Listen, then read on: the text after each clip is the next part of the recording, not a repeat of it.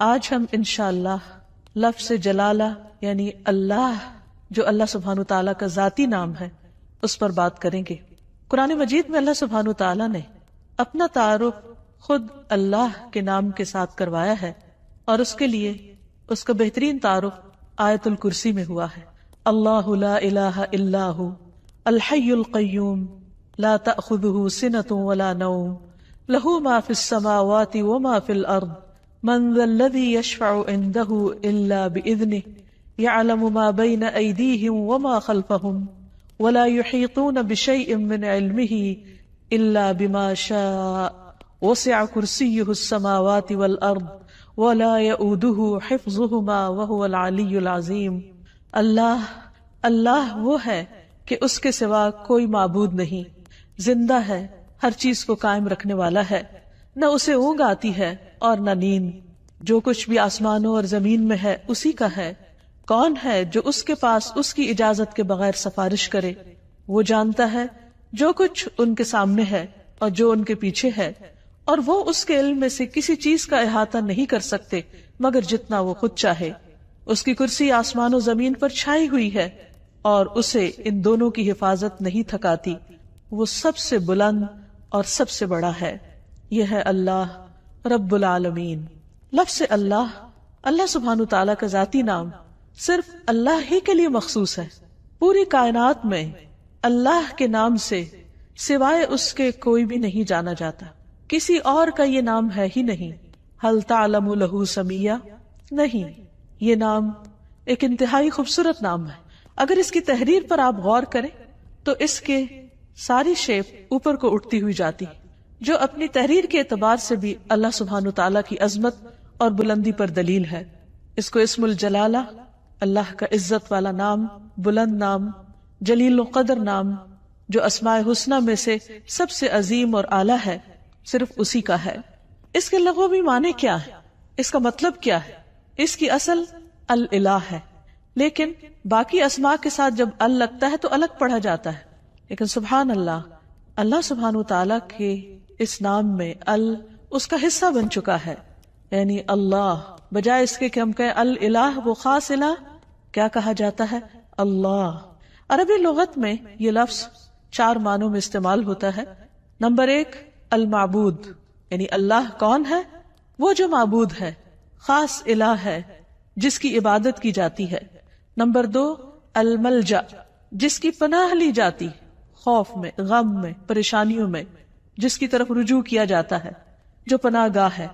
Number 3 المفزوع الیہ، یعنی گھبراہٹ میں جس کی مدد حاصل کی جاتی ہے۔ جب سارے سہارے ٹوٹ جاتے ہیں تو ہر انسان، خواہ وہ اس کو نہ بھی مانتا ہو، پھر بھی اسی کی طرف لوٹتا اور پلٹتا ہے۔ اور چوتھا معنی ہے المحبوب، وہ محبوب جس کے ساتھ عظیم محبت ہو، ہر چیز سے بڑھ کر محبت ہو، اور اس کے بارے میں عقل حیران ہو۔ لا تدرکہ الابصار، جس کو نگاہیں نہ پا سکتی ہوں، وہ یدرک الابصار، اور وہ سب نگاہوں کو دیکھتا ہے، جانتا ہے کہ کون سی نگاہ کس طرف اٹھی ہے۔ تو اللہ سبحانہ تعالی دراصل ساری کائنات کا حقیقی معبود ہے، ان کا بھی جو اس کو مانتے ہیں اور ان کا بھی جو اس کو نہیں مانتے۔ الہ برحق وہی ہے جس کی عبادت کی طرف بندوں کے دل مائل ہوتے ہیں جب وہ اس کو دریافت کر لیتے ہیں، جب وہ اس کو پہچان جاتے ہیں، جب وہ اس کی نعمتوں اور اس کی بنائی ہوئی عظیم نشانیوں کو دیکھ کر اس کی طرف مائل ہو جاتے ہیں، جب ان کے دل اس کی وحدانیت کی گواہی دینے لگتے ہیں اور پوری انکساری اور عاجزی کے ساتھ اس کے آگے جھکتے ہیں، اسی سے امیدیں لگاتے ہیں، اسی سے ڈرتے ہیں، اسی کی عظمت دل میں پہچانتے ہیں، پھر اسی کی اطاعت کرتے ہیں، اپنی ضروریات اور مشکلات میں اسی کی طرف رجوع کرتے ہیں۔ وہ وہی الہ برحق ہے جو عرش سے لے کر اس ٹھہری ہوئی زمین کی گہرائیوں تک واحد الہ ہے، جس کے سوا کوئی اور الہ نہیں ہے۔ وہ عظیم و برتر ہے اپنی صفات میں اور ان کی بڑائی اور کمال اور جلال میں اور جمال میں۔ اس کے جتنے بھی نام ہیں، اس کی جتنی بھی صفات ہیں، وہ سب اسی کی طرف لوٹتی ہیں، یعنی اس کے ذاتی نام اللہ کی طرف۔ اس کا کوئی شریک نہیں، کوئی اس کے مشابہ نہیں، کوئی اس کے ہم مثل نہیں، کوئی اس کا ہمسر نہیں، کوئی اس کا مددگار نہیں۔ وہ ہر لحاظ سے کامل ہے۔ اللہ جو دلوں کے لیے باعث راحت ہے، جس کا ذکر، جس کا تصور جس کا خیال اور جس پر ایمان دلوں کے اطمینان کا ذریعہ ہے۔ انسان جب اس کو دریافت کر لیتا ہے، جب اس کو پا لیتا ہے، جب اس کو پہچان لیتا ہے تو پھر ہر چیز سے بے نیاز ہو جاتا ہے۔ اللہ جل جلالہ کا یہ نام قرآن مجید میں سب سے زیادہ استعمال ہوا ہے۔ 2500 سے زیادہ بار لفظ اللہ قرآن مجید میں مختلف جگہوں پر آیا ہے، مختلف آیات میں، اور جس آیت میں اللہ سبحانہ تعالیٰ کا تعارف کروایا گیا وہ آیت الکرسی قرآن مجید کی سب سے بڑی آیت شمار ہوتی ہے۔ ابی ابن کعب سے مروی ہے کہ نبی صلی اللہ علیہ وسلم نے ایک مرتبہ ان سے پوچھا کہ قرآن کریم میں سب سے عظیم آیت کون سی ہے؟ انہوں نے کہا اللہ اور اس کا رسول جانتے۔ نبی صلی اللہ علیہ وسلم نے ان سے پھر کئی بار پوچھا تو اس پر انہوں نے عرض کیا آیت الکرسی۔ اس پر آپ بہت خوش ہوئے اور فرمایا کہ ابو المنذر تمہیں علم مبارک ہو، یعنی واقعی تمہارے پاس علم ہے، تم جانتے ہو کہ اللہ کون ہے، اور اس کا تعارف قرآن مجید میں جس آیت میں ہے وہ آیت اسی بنا پر سب سے بڑی آیت شمار ہوتی ہے۔ پھر ہر رسول نے اپنی اپنی امت کو اللہ ہی کی عبادت کی طرف بلایا، اسی الہ کی طرف متوجہ ہونے کے لیے کہا۔ قرآن مجید سے ہمیں پتہ چلتا ہے کہ جس قوم میں بھی کوئی نبی جو آیا اس نے لوگوں کو اللہ کی عبادت ہی کی دعوت دی۔ ارشاد باری تعالیٰ ہے وَلَقَدْ بَعَثْنَا فِي كُلِّ أُمَّةٍ رَسُولًا أَنِ اعْبُدُوا اللَّهَ وَاجْتَنِبُوا الطَّاغُوتَ۔ ہم نے ہر امت میں ایک رسول بھیجا جو انہیں یہی کہتا تھا کہ لوگوں اللہ کی عبادت کرو اور طاغوت سے بچو، یعنی غیر اللہ کی عبادت سے بچو۔ نبی صلی اللہ علیہ وسلم نے بھی لوگوں کو اللہ سبحانہ تعالیٰ ہی کی عبادت کی طرف بلایا۔ ربیہ بن عباد دیلمی سے روایت ہے، یہ وہ صحابی ہیں جنہوں نے جاہلیت کا زمانہ بھی پایا اور پھر مسلمان ہو گئے، تو یہ کہتے ہیں کہ انہوں نے نبی صلی اللہ علیہ وسلم کو ذو المجاز نامی بازار میں دیکھا۔ آپ لوگوں کو لا الہ الا اللہ کی دعوت دے رہے تھے اور فرما رہے تھے کہ یا ایھا الناس قولوا لا الہ الا اللہ تفلحوا، اے لوگو لا الہ الا اللہ کہہ دو تو تم فلاح پا جاؤ گے۔ وہ کہتے ہیں کہ آپ صلی اللہ علیہ وسلم گلیوں اور بازاروں میں داخل ہو رہے تھے، لوگ آپ کے پیچھے جاتے، آپ کے ارد گرد جمع ہو جاتے، کوئی ان سے کچھ نہیں کہہ رہا تھا اور آپ خاموش ہوئے بغیر اپنی بات دہرائے چلے جا رہے تھے، اے لوگو لا الہ الا اللہ کہہ دو فلاح پا جاؤ گے، اے لوگو لا الہ الا اللہ کہہ دو فلاح پا جاؤ گے۔ گویا انسان کی کامیابی، اس کی نجات، اس کی فلاح کا انحصار اس بات پر ہے کہ وہ ایک اللہ کو اپنا معبود سمجھے اور اس پر ایمان لے آئے۔ یہی سٹیپنگ سٹون ہے سیدھے راستے کی طرف، کامیابی کی طرف۔ اسی طرح بلحجیم قبیلہ کے ایک آدمی سے روایت ہے، وہ کہتے ہیں کہ میں نے پوچھا اے اللہ کے رسول صلی اللہ علیہ وسلم آپ کن چیزوں کی طرف دعوت دیتے ہیں، یعنی آپ کی دعوت کیا ہے، آپ لوگوں کے لیے کیا میسج لے کر آئے؟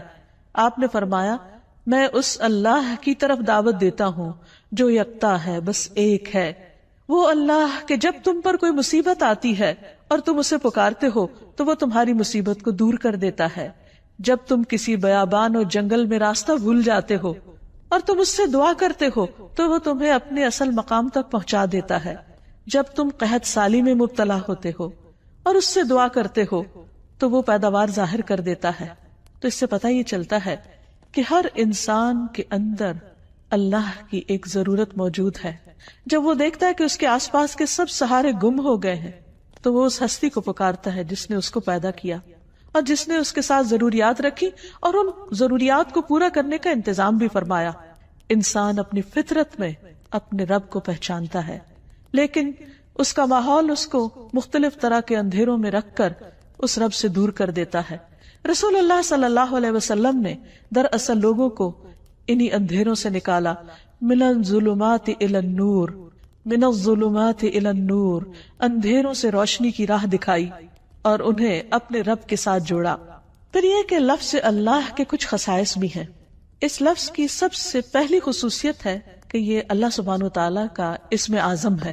امام غزالی کہتے ہیں کہ جان لو کہ یہ نام 99 ناموں میں سب سے زیادہ عظیم ہے، کیونکہ یہ اس ذات الہیہ پر دلالت کرتا ہے جو تمام صفات الہیہ کو جمع کرنے والی ہے۔ یہ اس ذات کا نام ہے جس کی ساری صفات ہیں، یہاں تک کہ کوئی بھی صفت اس سے جدا نہیں ہوتی، یعنی باقی ساری صفات اسی کی ہیں، یعنی اللہ سبحانہ وتعالی کی۔ پھر ہم دیکھتے ہیں کہ یہ نام ہر حدیث میں وارد ہوا۔ نبی صلی اللہ علیہ وسلم کی جتنی بھی حدیثیں، ان کے شروع میں ہر جگہ آتا ہے قال رسول اللہ صلی اللہ علیہ وسلم یا عن النبی صلی اللہ علیہ وسلم. تو حدیث کا جتنا بھی ذخیرہ ہے، جتنا بھی خزانہ ہے، اس میں سے ہر حدیث میں اللہ سبحانہ وتعالیٰ کا نام آتا ہے، اسی کی طرف نسبت جاتی ہے. پھر اسی طرح تمام اسماء حسنہ کی نسبت اللہ کی طرف ہے. وَلِلَّهِ الْأَسْمَاءُ الْحُسْنَى، اور اللہ ہی کے لیے ہیں سارے اچھے اچھے نام. فَادْعُوهُ بِهَا، بس تم اس کو ان ناموں کے ساتھ پکارو. یعنی کیسے کہا جاتا ہے؟ اللہ کون ہے؟ وہ جو الرحمن، الرحیم، القدوس، السلام ہے. یعنی یہ سب اللہ کے نام ہیں. یہ نہیں کہا جاتا کہ اللہ الرحمن کا نام ہے یا اللہ العزیز کا نام ہے. نہیں، العزیز اور الرحمن دراصل اللہ سبحانہ وتعالیٰ کے نام ہیں یا اس کی صفات ہیں. پھر یہ ہے کہ یہ نام سب سے زیادہ پکارا جاتا ہے. مصنون دعاؤں کو اگر ہم دیکھیں، نبی صلی اللہ علیہ وسلم نے اللہ سبحانہ وتعالیٰ کو جن ناموں سے پکارا ان میں سب سے زیادہ یہی نام آتا ہے اللہم کے ساتھ. خود درود شریف کا آغاز بھی اللہم کے ساتھ ہوتا ہے. تو اللہ ہے، اللہ تو میم آخر میں جو مشدد ہے، یہ کیا چیز ہے؟ یہ دراصل عربی کا ایک قاعدہ ہے، شروع میں یا کا لفظ لگانے کی بجائے آخر میں میم کا مطلب ہے یہاں پر یا. جیسے ہم کہتے ہیں یا اللہ، تو اسی طرح اللہم کا مطلب ہے اے اللہ. حسن بصری کہتے ہیں اے اللہ دعاؤں کے مرکز. جب مانگنے والا کہتا ہے یا اللہ میں تجھ سے سوال کرتا ہوں، گویا وہ یہ کہتا ہے کہ میں اس اللہ سے دعا کرتا ہوں جس کے سب اچھے اچھے نام ہیں اور جس کے بلند نام اور بلند صفات ہیں. پھر یہ بھی یاد رکھیے کہ مخلوق میں سے کسی کے اندر آج تک جرت نہیں ہوئی کہ وہ اپنا یا کسی اور کا نام اللہ رکھ دے. اللہ سبحانہ وتعالیٰ نے سب کی زبانیں پکڑ رکھی کہ یہ نام اس کے سوا کوئی اور رکھ ہی نہیں سکتا، یہ صرف اسی کی خصوصیت ہے. اور پھر یہ کہ تمام امتیں اس نام سے متعارف ہیں، کوئی اس نام کا انکار نہیں کرتی. پھر اسی طرح ہم دیکھتے ہیں کہ ہماری نماز کے ہر ایکشن میں یہ نام لیا جاتا ہے. مثلا نماز کا آغاز ہوتا ہے تکبیر تحریمہ سے. آغاز میں پہلا لفظ ہی کیا ہے؟ اللہ اکبر، اللہ سب سے بڑا ہے. پھر دعا استفتاح ہے، اس میں آتا ہے سبحانک اللہم و بحمدک، اللہ کا نام ہے. رکوع میں ہم جو دعائیں مانگتے ہیں ان میں سے دعا ہے سبحانک اللہم ربنا و بحمدک. پھر قوما میں جب کھڑے ہوتے ہیں سمع اللہ لمن حمدہ. پھر سجدے میں جاتے ہیں تو کہتے ہیں اللہم لک سجدت، اے اللہ میں نے تیرے لیے سجدہ کیا. پھر تشہد کی دعاؤں میں سے ہے اللہم اغفر لی ما قدمت وما اخرت وما اسررت وما اعلنت، اے اللہ مجھے بخش دے جو بھی میں نے پہلے گناہ کیے، جو بعد میں کیے، جو چھپ کے کیے اور جو ظاہری طور پر کیے. پھر نماز کے اختتام کس پر ہوتا ہے؟ السلام علیکم ورحمۃ اللہ. اس میں بھی اللہ کا نام لیا جاتا ہے. تو گویا پورا دن ہم اس کی تکرار کرتے رہتے ہیں، نمازوں کے اندر بھی اور نمازوں کے باہر بھی. دن کا آغاز ایک مسلمان کس طرح کرتا ہے؟ سب سے پہلے دعا مانگتا ہے الحمدللہ الذی احیانا بعدما اماتنا. گویا آنکھ کھلتے ہی پہلا لفظ جو اس کی زبان پر آتا ہے وہ اللہ کے شکر کا ہے، الحمدللہ. پھر اسی طرح مختلف کام کاج کرتے ہوئے اگر چھینک آ جاتی ہے تو الحمدللہ. کسی اچھی چیز کو دیکھتا ہے انسان تو سبحان اللہ، اللہ کی قدرت یاد آتی ہے. پھر کسی چیز پر حیران ہوتا ہے کہتا ہے ماشاء اللہ. پھر اسی طرح کوئی گناہ ہو جاتا ہے تو کہتا ہے استغفر اللہ. بلندی کی طرف چڑھنے لگتا ہے تو کہتا ہے اللہ اکبر. نیچے کو اترنے لگتا ہے تو کہتا ہے سبحان اللہ. پھر اسی طرح دن کے سارے کام کاج کرتے ہوئے جب رات کو سونے لگتا ہے تو دائیں طرف لیٹتے ہوئے اپنا دائیں ہاتھ اپنے دائیں گال کے نیچے رکھ کر اپنے رب کو پکارتا ہے اللہم بسمک اموت و احیا. پھر اسی طرح اس نام کی کچھ اور خصوصیات ہیں، اور وہ یہ کہ عربی میں قسم کے لیے جو تا استعمال ہوتی ہے وہ صرف اسی نام پر وارد ہوتی ہے، تاللہ. پھر اسی طرح اس لفظ کا خاصہ یہ ہے کہ الحمد کا استعمال صرف اللہ کے ساتھ ہوتا ہے. یہ نہیں ہوتا الحمد الرحمن، الحمد للرحمن یا الحمد للرحیم، نہیں، الحمد للہ. اسی طرح باقی بھی بہت سے جب ہم دعائیں اللہ تعالیٰ سے مانگتے ہیں یا اللہ تعالیٰ کی تعریف بیان کرتے ہیں تو لفظ اللہ ہی کے ساتھ کر رہے ہوتے ہیں. پھر اس نام کی بہت سی برکات بھی ہیں. یعنی یہ صرف ایسا نہیں کہ صرف ایک نام ہے، بلکہ یہ ہماری روح اور ہمارے دل کی زندگی ہے. جب ہم تکلیف میں ہوتے ہیں، جب ہم کسی بھی طرح تنہا محسوس کرتے ہیں تو یہ نام ہمارے اندر سے تنہائی کا احساس ختم کر دیتا ہے. اللہ سبحانہ و تعالیٰ کا یہ نام یعنی اللہ جو اس کا ذاتی نام ہے، یہ صرف ایک نام ہی نہیں، اس کی بہت سی برکات بھی ہیں، اس کے بہت سے فائدے ہیں. یہ صرف اس کا نام نہیں، یہ اس کی پہچان بھی ہے، اور یہ ہماری دل، روح اور جان کی زندگی ہے. ہم جب تنہا ہوتے ہیں تو جو ہی اس کا نام لیتے ہیں یوں لگتا ہے کوئی تنہائی تنہائی نہیں. جب خوف زدہ ہوتے ہیں اور اس کو پکارتے ہیں تو لگتا ہے کوئی خوف نہیں. ایک دم دلوں کو قرار آ جاتا ہے، تسکین مل جاتی ہے. اگر انسان تکلیف کے وقت بسم اللہ کہتا ہے تو اس کی تکلیف دور ہو جاتی ہے. حضرت جابر کہتے ہیں کہ جب غزوہ احد میں طلحہ رضی اللہ عنہ کی انگلی کٹی تو انہوں نے سی کہا، جیسے عام طور پر ہمارا ریاکشن ہوتا ہے.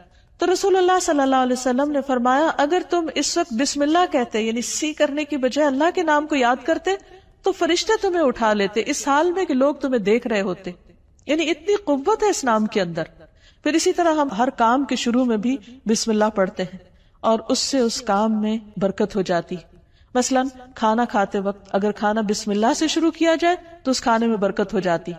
حضرت عائشہ سے روایت ہے کہ ایک مرتبہ نبی صلی اللہ علیہ وسلم اپنے 6 صحابہ کے ساتھ بیٹھ کر کھانا کھا رہے تھے کہ ایک دیہاتی اچانک آیا اور اس نے بسم اللہ پڑھے بغیر کھانا شروع کیا اور 2 لقموں میں سارا کھانا سمیٹ گیا. تو آپ صلی اللہ علیہ وسلم نے فرمایا اگر یہ بسم اللہ پڑھ لیتا تو تم سب کو یہ کھانا کفایت کر جاتا. یعنی اگر بسم اللہ سے یہ آغاز کرتا تو 6 میں اگر 7واں بھی شامل ہو جاتا تو سب کی بھوک دور ہو جاتی. اور اس موقع پر آپ نے یہ تعلیم دی کہ جب تم میں سے کوئی شخص کھانا کھائے تو اسے اس پر بسم اللہ پڑھ لینی چاہیے، اور اگر وہ شروع میں بسم اللہ بھول جائے تو یاد آنے پر بسم اللہ اولہ و آخرہ پڑھ لیا کرے. وحشی بن حرب اپنے والد سے اور وہ ان کے دادا سے روایت کرتے ہیں کہ ایک مرتبہ ایک شخص نے کہا کہ ہم کھانا تو کھاتے ہیں لیکن ہماری بھوک ختم نہیں ہوتی. آپ نے فرمایا شاید تم الگ الگ کھاتے ہو تو تم اکٹھے ہو کر کھایا کرو، مل کر کھایا کرو، اور کھانے کے وقت بسم اللہ پڑھ لیا کرو. اس طرح اللہ تعالیٰ تمہارے کھانے میں برکت ڈال دے گا. پھر اسی طرح بسم اللہ پڑھنا شیاطین کو دور کر دیتا ہے، شیطان سے محفوظ کر دیتا ہے. حضرت انس کہتے ہیں کہ رسول اللہ صلی اللہ علیہ وسلم نے فرمایا جنوں کی آنکھوں اور انسانوں کی شرمگاہوں کا پردہ یہ ہے کہ جب کوئی اپنے کپڑے اتارے یعنی جسے نہانے وغیرہ کے لیے تو بسم اللہ پڑھ لے. یعنی اس وقت بھی اگر اللہ کا نام لے تو ہر ایک سے وہ محفوظ ہو جائے گا. یعنی ویسے تو لباس اتار دے انسان تو اس کا سطر کھل جاتا ہے، لیکن اگر بسم اللہ پڑھتا ہے تو وہ مخلوق جو اس وقت وہاں ہو سکتی ہے موجود، اس سے بھی اس کا سطر ہو جاتا ہے. پھر اسی طرح نبی صلی اللہ علیہ وسلم کا طریقہ یہ تھا کہ رات کو جب سونے لگتے تو اپنا بستر جھاڑتے وقت بھی بسم اللہ پڑھا کرتے تھے. ابو ہریرہ کہتے ہیں کہ رسول اللہ صلی اللہ علیہ وسلم نے فرمایا جب تم میں سے کوئی اپنے بستر پر جائے تو اپنے تہبند کے پلو سے یعنی اس کا ایک کونا پکڑے اور اس سے اپنے بستر کو جھاڑے اور ساتھ بسم اللہ پڑھے، کیونکہ وہ نہیں جانتا کہ کون اس کے بعد اس کے بستر پر آیا. ہو سکتا ہے کوئی ایذا دینے والا، تکلیف دینے والا کیڑا مکوڑا ہو. تو جب اللہ کا نام لیا جائے گا تو کوئی چیز اس کو رات سوتے وقت نقصان نہیں دے گی. لیکن اس کے برعکس جب کوئی شخص اللہ کا نام نہیں لیتا تو پھر وہ کئی قسم کے نقصان اٹھا سکتا ہے. مثلا کھانے میں اگر بسم اللہ نہیں پڑھی تو وہ چیز شیطان کا رزق بن سکتی. ابن عباس کہتے ہیں رسول اللہ صلی اللہ علیہ وسلم نے فرمایا کہ ابلیس نے کہا اے رب تو نے اپنے ساری مخلوق کا رزق واضح طور پر بتا دیا ہے، تو میرا رزق کہاں ہے، میں کیا کھاؤں گا؟ فرمایا ہر وہ چیز جس پر میرا نام نہ لیا جائے وہ تمہارا رزق ہے. تو اس سے آپ اندازہ لگائیے کہ ہم جب کھانے پر اللہ کا نام نہیں پڑھتے تو یہ معمولی سی بات نہیں ہے، ہم دراصل اپنا ہی کھانا اپنے دشمن کو کھلا رہے ہوتے ہیں. پھر اسی طرح جب انسان گھر میں داخل ہوتا ہے تو گھر میں داخل ہوتے وقت اگر اللہ کا نام نہیں لیتا اور کھانا کھاتے وقت اللہ کا نام نہیں لیتا تو شیطان کہتا ہے کہ آج اس گھر میں تمہارے لیے کھانا بھی ہے اور رات گزارنے کی جگہ بھی ہے. لیکن اگر بسم اللہ پڑھتا ہے انسان تو وہ کہتا ہے کہ آج اس گھر میں نہ کھانا ہے اور نہ تمہاری رات گزارنے کی جگہ ہے. پھر اسی طرح جس مجلس میں اللہ کا نام نہ لیا جائے وہ مجلس قیامت کے دن انسان کے لیے حسرت کا باعث بنے گی. رسول اللہ صلی اللہ علیہ وسلم نے فرمایا جو لوگ کسی جگہ پر مجلس کریں لیکن اس میں اللہ کا ذکر نہ کریں وہ ان کے لیے قیامت کے دن حسرت کا باعث ہوگی. اور جو آدمی کسی راستے پر چلتے ہوئے اللہ کا ذکر نہ کرے وہ چلنا بھی قیامت کے دن اس کے لیے حسرت کا باعث ہوگا. جو آدمی اپنے بستر پر آئے لیکن اللہ کا نام نہ لے وہ اس بستر پر آنا بھی اس کے لیے باعث حسرت ہوگا. یعنی زندگی میں کوئی بھی کام کاج کرتے وقت جب اس کام کاج میں اللہ کا ذکر نہیں ہوتا، اللہ کی یاد نہیں ہوتی، اللہ کا نام نہیں ہوتا تو قیامت کے دن ایسے سارے اعمال انسان کے لیے حسرت و یاس کا ذریعہ بن جائیں گے. کیونکہ جس کام کو انسان بسم اللہ پڑھ کر شروع کرتا ہے وہ کام اس کے لیے عبادت ہو جاتا ہے. کھانا کھانا بظاہر صرف دنیا کا ایک کام ہے، یعنی دنیاوی کام ہے، بظاہر دیکھنے میں کوئی عبادت نہیں ہے، لیکن صرف بسم اللہ پڑھ کر جب آغاز کرتا ہے انسان تو وہ سارا کھانے کا عمل اس کے لیے عبادت بن جاتا ہے. اللہ کا نام لے کر انسان اپنے بستر میں جاتا ہے تو وہ سونا عبادت بن جاتا ہے. وہ واک کر رہا ہے، اللہ کا ذکر کر رہا ہے، گھر سے نکلتا ہے بسم اللہ توکلت علی اللہ پڑھتا ہے، وہ گھر سے نکلنا اس کے لیے عبادت بن جاتا ہے اور اس کو شیاطین کے شر اور دیگر شر سے محفوظ رکھنے کا ذریعہ بن جاتا ہے. اللہ سبحانہ وتعالی نے مختلف چیزوں کے ساتھ اپنے اس نام کو رکھ کر انہیں شرف اور عزت بھی بخشا. مثلا بیت اللہ، اللہ کا گھر، یہ نہیں کہ اللہ تعالیٰ وہاں رہتے ہیں، لیکن اس گھر کو عزت اور شرف بخشی اپنے نام کی طرف نسبت دے کر. پھر اسی طرح آپ نے فرمایا نبی صلی اللہ علیہ وسلم نے کہ 3 لوگ اللہ کے وفد ہیں، یعنی اللہ تعالیٰ ان کو اپنا وفد کہتے ہیں، اپنا ڈیلیگیشن. غازی، حج کرنے والا اور عمرہ کرنے والا، ان کو بھی اللہ سبحانہ تعالیٰ نے عزت اور شرف بخشی اپنے نام کے ساتھ. پھر اسی طرح کچھ لوگوں کو اللہ تعالیٰ نے اہل اللہ کہا ہے، یعنی اللہ کے اہل. انس رضی اللہ عنہ سے مروی ہے کہ رسول اللہ صلی اللہ علیہ وسلم نے فرمایا لوگوں میں سے کچھ اہل اللہ ہوتے ہیں. آپ نے پوچھا اہل اللہ کون لوگ ہوتے ہیں؟ فرمایا اہل قرآن. اہل قرآن ہی اہل اللہ اور اس کے خاص لوگ ہیں، یعنی قرآن پڑھنے والوں کو اللہ سبحانہ تعالیٰ نے عزت اور شرف بخشی. پھر اسی طرح مساجد اللہ قرآن مجید میں آتا ہے، اللہ کی مسجدیں. پھر کچھ لوگوں کو اللہ کے پڑوسی کہا گیا. رسول اللہ صلی اللہ علیہ وسلم نے فرمایا اللہ تعالیٰ قیامت کے دن اعلان کریں گے میرے پڑوسی کہاں ہیں، میرے پڑوسی کہاں ہیں. فرشتے پوچھیں گے اے رب کسے زیب دیتا ہے کہ وہ تیرے پڑوس میں آئے، تیرا پڑوسی بنے. اللہ تعالیٰ فرمائے گا مساجد کو آباد کرنے والے کہاں ہیں، یعنی مسجد کو اللہ نے اپنا گھر کہا اور مسجد کی خدمت کرنے والے کو اپنا پڑوسی کہا. پھر اسی طرح جو لوگ اللہ کے دین کی خدمت کریں، اس کی مدد کریں، ان کو اللہ تعالیٰ نے انصار اللہ کہا اور اس کے لیے دعوت عام بھی دی. یا ایھا الذین آمنوا کونوا انصار اللہ، اے لوگو جو ایمان لائے ہو اللہ کے مددگار بن جاؤ. پھر اسی طرح قوم سمود کی اونٹنی کو جو خاص نشانی کے طور پر ظاہر ہوئی اس کو ناقۃ اللہ، اللہ کی اونٹنی کہا. اور حقیقت یہ ہے کہ اللہ کے نزدیک بندوں کے ناموں میں سے بھی جو پسندیدہ نام ہیں ان میں سے ایک عبداللہ اور دوسرے عبد الرحمن ہیں، جیسے کہ نبی صلی اللہ علیہ وسلم نے ہمیں تعلیم دی ہے. جب ایک بندہ اس نام کے ساتھ اللہ کو پکارتا ہے تو اس کی دعا سنی جاتی ہے، اس کی دعا قبول ہوتی ہے. اور اس کے بارے میں ہم دیکھتے ہیں کہ رسول اللہ صلی اللہ علیہ وسلم کی اکثر دعائیں اسی نام کے ساتھ شروع ہوتی تھی. آپ صلی اللہ علیہ وسلم ہر نئے مسلمان ہونے والے کو جو دعا سکھایا کرتے تھے اللہم اغفر لی ورحمنی واہدنی وارزقنی، اے اللہ تو مجھے معاف کر دے، اے اللہ تو مجھ پر رحم فرما اور مجھے ہدایت دے اور مجھے رزق عطا فرما. پھر اسی نام کے ذریعے جب آپ صلی اللہ علیہ وسلم اللہ کے راستے میں نکلتے، جہاد پر جاتے، تو آپ اسی نام کے ذریعے اللہ تعالیٰ سے مدد چاہتے.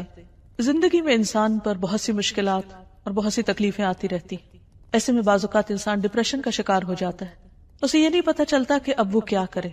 لیکن اس کا حل نبی صلی اللہ علیہ وسلم نے ہمیں بتایا ہے. حضرت اسماء بنت امیس کہتی ہیں کہ مجھ سے رسول اللہ صلی اللہ علیہ وسلم نے فرمایا کیا میں تمہیں ایسے کلمات بتاؤں کہ جن کو پڑھنے سے غم اور پریشانی دور ہو جاتی ہے، اور وہ ہے اللہ اللہ ربی لا اشرک بہ شیئا، اللہ اللہ ہی میرا رب ہے، میں اس کے ساتھ کسی کو شریک نہیں کرتا. جب انسان کثرت سے اس کی تکرار کرتا ہے تو بڑے سے بڑا رنج اور غم دور ہو جاتا ہے، کیونکہ نبی صلی اللہ علیہ وسلم نے جو بھی ہمیں تعلیم دی ہے وہ دراصل اللہ سبحانہ تعالیٰ ہی نے آپ کو دی تھی، اور اسی کی روشنی میں آپ نے وہ تمام چیزیں ہمیں سکھائیں.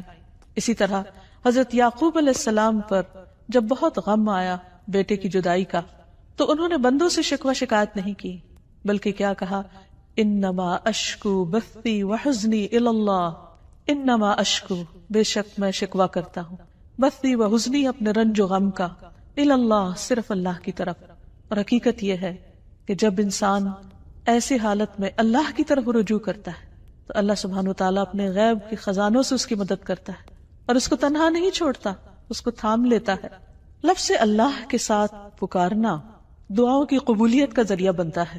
ایک اور روایت سے ہمیں پتہ چلتا ہے، عبداللہ بن بریدہ اسلمی اپنے والد سے روایت کرتے ہیں کہ نبی صلی اللہ علیہ وسلم نے ایک شخص کو دعا میں پکارتے ہوئے سنا اللہم انی اسألک بأنی اشہد انک انت اللہ لا الہ الا انت الاحد الصمد الذی لم یلد ولم یولد ولم یکن لہ کفوا احد.